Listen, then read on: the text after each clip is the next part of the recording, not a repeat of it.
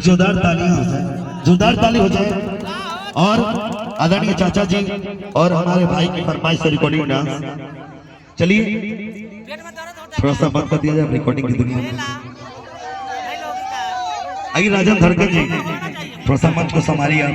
राजन जी, राजन धड़कन जी।